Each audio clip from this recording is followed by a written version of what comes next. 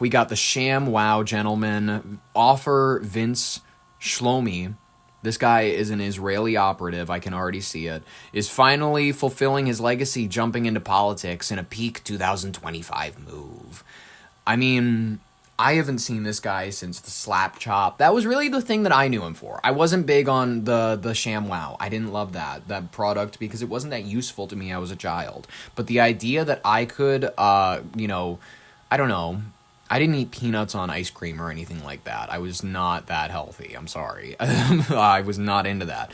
But I would be like, I'd be the one to like, I don't know, chop up tuna with the Slap Chop or something. I was like, I always wanted to make food easier and accessible to me because, that was just it. I was all about calorie intake. I wasn't about anything else. I was just about like flavor. So, that was the product I knew him for. And of course, I knew him for his cameo in Adam Sandler's Jack and Jill, where he's sitting at a table and whatnot. And then what's his name? Jared Fogle shows up to the party. I believe it's their birthday party, and he goes like, "Make a wish already, I'm hungry," or some shit like that. Oh my god. It's a great movie. I really recommend it to everybody who hasn't seen it. It might be maybe his best ever. I don't know. That like many people are saying that. That's just something I've been hearing. But anyways, offer Vince Shlomi, better known as the ShamWow guy, burst into American pop culture in the late 2000s with his manic headset-wearing infomercials for products like ShamWow towels, the Slap Chop, and sticky lint rollers, if anybody else remembers that. He was born in Israel in 1964. He was raised in Brooklyn. He built a multi-million-dollar direct marketing empire on pure energy and good catchphrases. His fame peaked with viral YouTube clips and a cameo in Adam Sandler's Jack and Jill. Shlomi's past isn't spotless, though. He was arrested in 2009 after a violent altercation with a sex worker. The charges were dropped, though, thankfully. Thank God. Now he's out there to do God's work.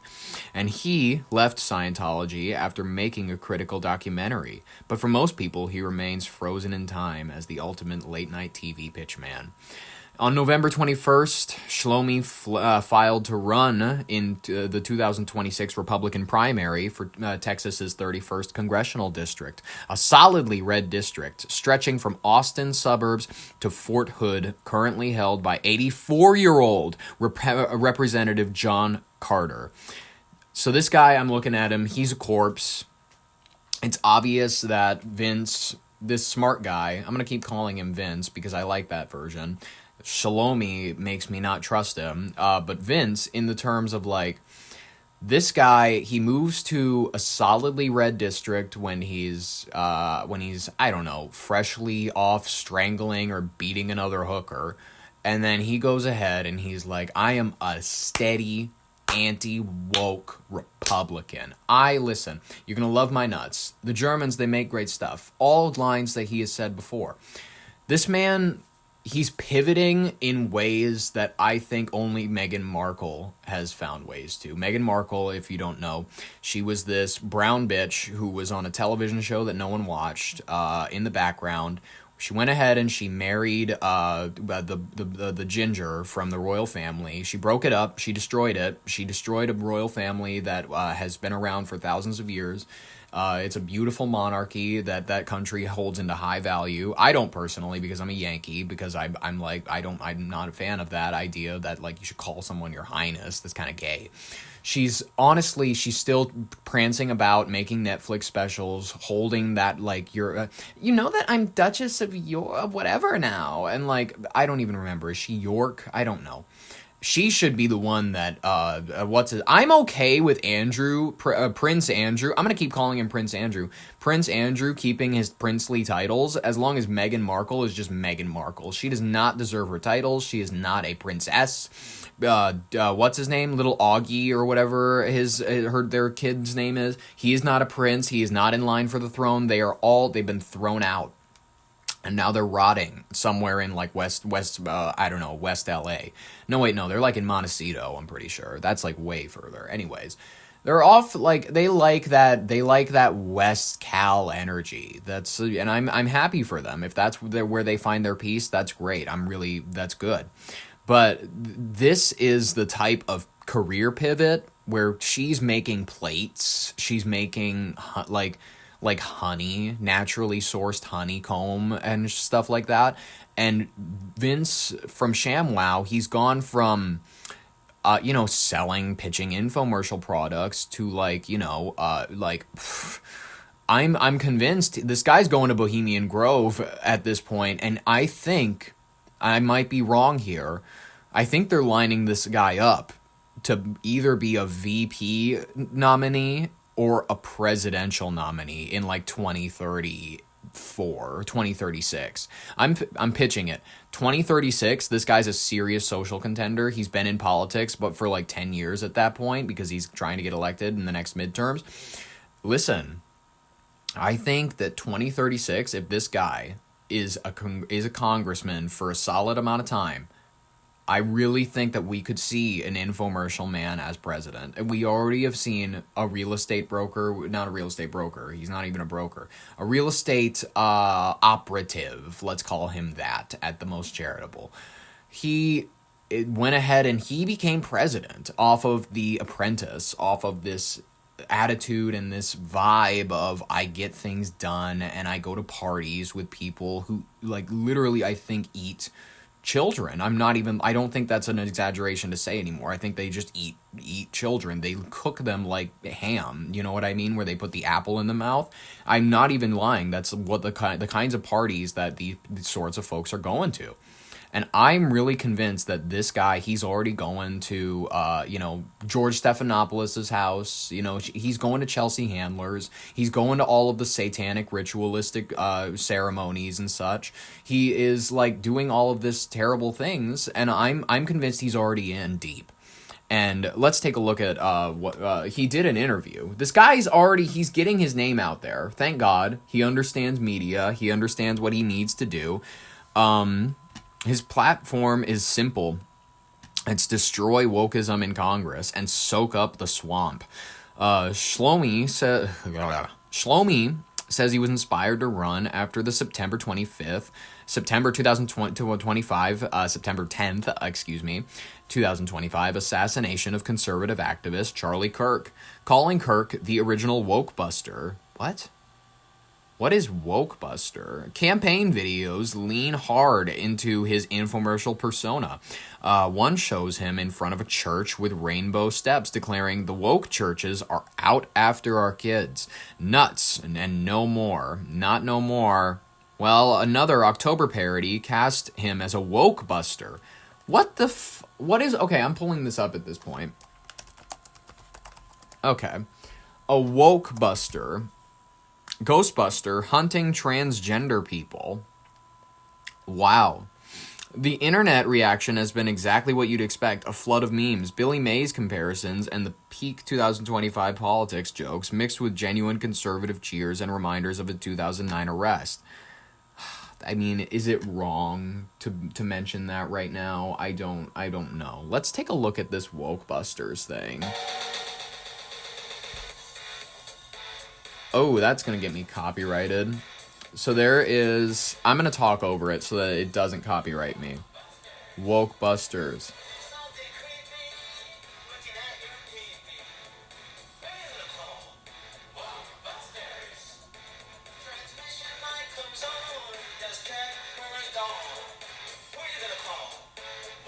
So this guy, he goes ahead and he says,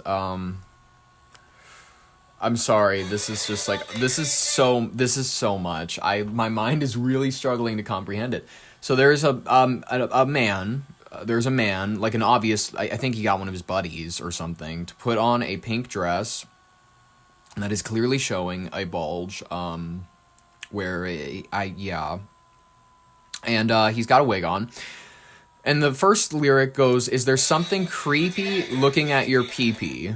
And then there's a kid standing there, and then he goes, "Who are you gonna call?" And then there's him standing there dressed in a ShamWow getup, but he has like the Ghostbusters goggles. He has a backpack and a gun, and there's like a blue-haired lesbian or something screaming, and with a like the ghost crossed out thing on it. And now he's I think gonna. Okay, it says transmission light comes on, and it's the mom. It's the mom looking suspicious, and it says she's like, oh, it looks like a trans person, like a tranny. I'm sorry, maybe that word's offensive, but it's like it's what she's thinking, and it says transmission light comes on. Just check for a dong. And then she goes over to him and she lifts up his skirt and looks to see if there's a thing. And then he's loading up his woke buster device, I believe, to try to kill this person.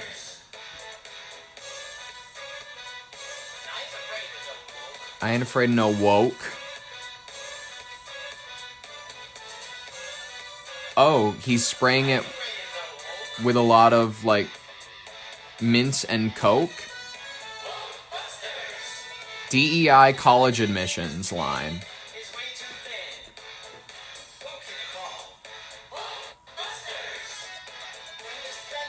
Okay, we're done. We're done for now, actually. We're done. I think we're done. I think we're really done. Because this is really... Okay. He is now a congressional candidate, and he's built his entire campaign on anti-woke one-liners. Delivered exactly like he's selling absorbent towels at 2 a.m., by the way. I don't know if this is a long shot publicity stunt or like the latest sign that American politics has fully merged with reality TV. But this is one of the wildest storylines we've got so far for the 2026 political cycle coming up, folks. Here, we've got him on Newsmax doing an interview. Let's just go ahead. Pledging to destroy wokeism and doing it as a tribute to the late Charlie Kirk. And he's looking to unseat 8-term, 84-year-old incumbent Republican Jesus Christ. This guy he's looking to unseat is a corpse. His eyes are bleeding in the photo that they took for him. That is horrific. John Carter, who's seeking re-election at 84 in a crowded primary for Texas's reliably red 31st district. Jeez. And Vince Offer joins us tonight. Hey, Vince, good to see you. It's wild to meet you this way. I want to ask just why you're running for office. I remember the ShamWow. I remember the chop too. What was the chop one you had? Oh yeah, slap chop. Yeah, that was a good one too. So tell us why you want to get into politics. God, he looks bizarre. Well, I mean, it's a long story, but I did a skit called Woke Busters. It's a parody on Ghostbusters. I write a lot of skits. Actually, the commercials themselves are about our skits themselves, if you think about it. So I'm good at writing skits, and I did a woke buster. It took me 9 months to finish, and it was done the day Charlie passed, and I was like, what a coincidence. Like, okay, this is surreal. And then, it's okay, I said I'll put it out on his birthday, and I did, and then a big tech, Google, YouTube, stopped showing it. Didn't show it much. I only got like 500 views a day. Yet the other platforms were getting like 50,000 views a day. So I got millions of views on the other platform, nothing on YouTube and Google. So I'm thinking, oh, this is like discrimination. This is like a black guy going, in the 1940s going on the bus. Oh, you sit in the back of the bus. Bro.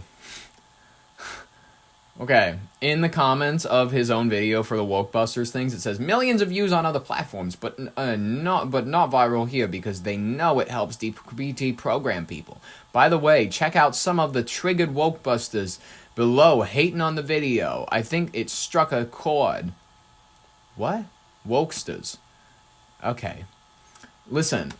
I'm going to throw it out there. This guy only has 31,000 views on this video. If you want to amp those numbers up, everybody, go watch it. If you want to amp those numbers up, I will admit, I'm not, what's it called? I would like to say that I am liberal-minded in most policies. However, I would like to say that I don't lean under the woke nail. Of course I don't, because I think that they're a legion that is making this party lose elections. It's making people alienated from them. We're losing our workers' image. We're losing what made us clad in the 90s, in the Clinton era, and no one can argue with that. That is a factually true statement. When you lean on identity politics, you start to lose people who are actually worried about policy that's going to affect the average working man.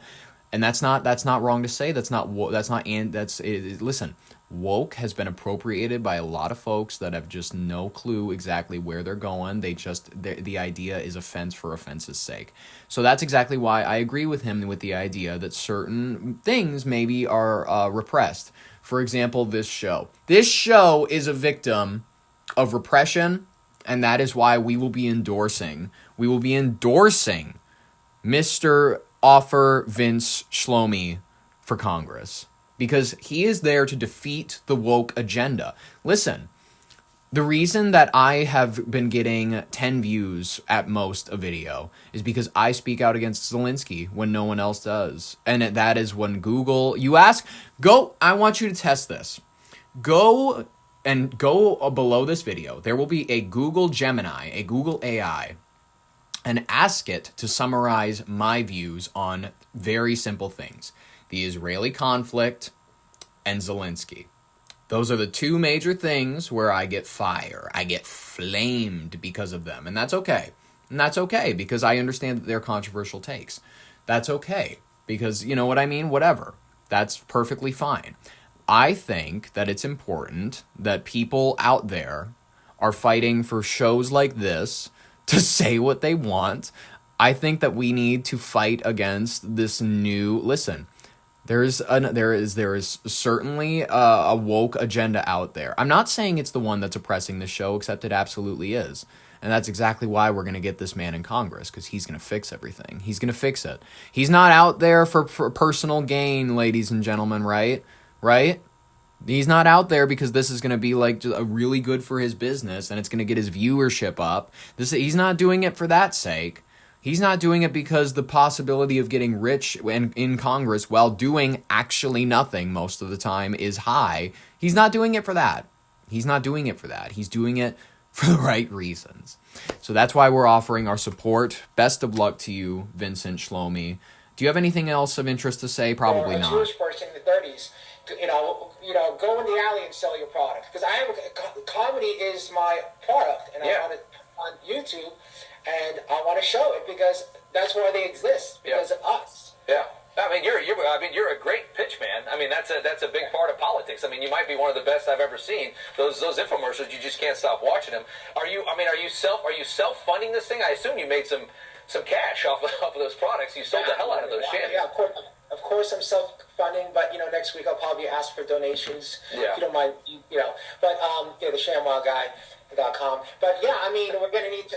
We're going to need funds to fight this conglomerate. But one of my big policies is that they need to have open source algorithms, open source code, so we can see what they're doing. Because they're suppressing conservative content.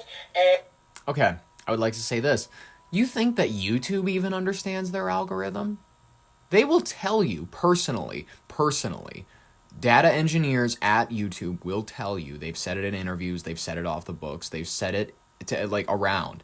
They don't even know how the stuff works. They are looking at each other going, look, this thing is beyond human comprehension. We've built something that is the way that it organizes, the way that it grabs certain things, the way that it decides what you want in your feed, everything like that. It's beyond a lot of our comprehensive skills, and I doubt that there is one person who has a solid basis of understanding on it. That is what most Google engineers, what most people at data centers for YouTube and whatnot will tell you. They will tell you that this thing is too big to be understood by one person. It has been set up for years by multiple people to the point where the algorithm has grown so far beyond our imagination. There's videos being uploaded every day. I'm one of those people where I upload like pretty much 5 videos every week, not including the clips channel and whatnot, not the channel, but the clips and whatnot. That I'm feeding this machine that is just like growing every day. And it's hours and hours and hours and hours and hours of content that they cannot filter through. They need digital people to get their hands on it, and they're going digital things to get their hands on it and sort it out. That they don't even get it. They don't even understand it. They've put so many layers upon layers upon layers into this system. No one understands it layer by layer. We will have to we will have to go deep. We'll have to dig into it like the Earth's core in order to perfectly understand it. So listen, this whole dream that like they're going to have an open source, Facebook will tell us how it's doing everything, YouTube will, it's never going to happen. They're never, Google, that one is probably one of the biggest examples. Google Chrome, see, look, they put a notification, literally they were asking to see if they could use my microphone. They're trying to listen. Google, they don't even get it. The AI that they're building, they don't understand it entirely. We're working with things that are a little beyond the scope of our comprehension right now. And it's a little scary. We're kind of, Palantir is literally, we're working with black magic in a weird way. We're working with computer engineered black magic, and it's terrifying. So, this Vince, that's a pipe dream. I'm sorry. He looks cracked out in this interview. I'm not even gonna lie. He looks really unhealthy. I'm not trying to be rude. It's like he looks just disheveled. He looks like he smokes a lot. I don't know. There's really like the hooker beating is like one of the least worst things I think that this guy's up to. I don't know. All we can do is be skeptical. That's it. I think that we can just leave it at that. Vince, best of luck to you. You have our endorsement.